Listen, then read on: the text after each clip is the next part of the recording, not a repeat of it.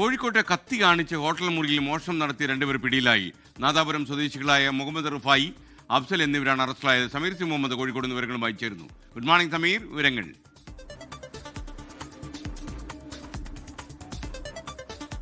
Good morning എസ്കെൻ. Kozhikode railway station സമീപത്തെ international ഹോട്ടലിൽ വെച്ചാണ് മോഷണം നടന്നത്. കഴിഞ്ഞ ദിവസമായിരുന്നു ഈ മോഷണം. അവിടെ കൊണ്ടോട്ടി സ്വദേശിയായിട്ടുള്ള സയ്യിദ് സാദിഖ് റൂം എടുത്തിരുന്നു. ആ മുറിയിൽ തള്ളിക്കയറിക്കൊണ്ടാണ് 4 അംഗ സംഘം മോഷണം നടത്തിയത്. കത്തിക്കാട്ടി ഭീഷണിപ്പെടുത്തി പണവും മൊബൈൽ ഫോണും കവരുകയായിരുന്നു.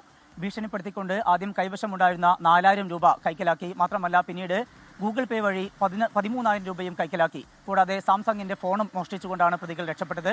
സംഭവവുമായി ബന്ധപ്പെട്ട് സാദിഖ് പോലീസിൽ പരാതി നൽകിയിരുന്നു. ആ പരാതിയിലാണ് ടൗൺ പോലീസ് അന്വേഷണം നടത്തിയത്. ഈ പ്രതികൾ ഗൂഗിൾ പേ വഴി പ്രതികൾ വാങ്ങിയിട്ടുള്ള ആ മൊബൈൽ ഫോണിന്റെ നമ്പറുകൾ, അതുപോലെ തന്നെ ഹോട്ടലിൽ നിന്ന് ലഭിച്ചിട്ടുള്ള CCTV ദൃശ്യങ്ങൾ, ഇവ കേന്ദ്രീകരിച്ചായിരുന്നു പോലീസിന്റെ അന്വേഷണം.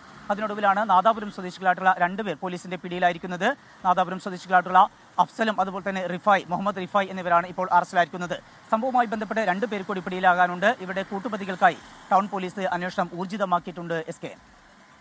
ലോകത്തെവിടെയായാലും ഏത് സമയത്തും 24 വാർത്തകളും ഓഗ്മെന്റഡ് റിയാലിറ്റി പാക്കേജുകളും എക്സ്പ്ലെയിനറുകളും വിശദമായി കാണാൻ ഞങ്ങളുടെ YouTube ചാനൽ നിങ്ങൾക്ക് സബ്സ്ക്രൈബ് ചെയ്യാം.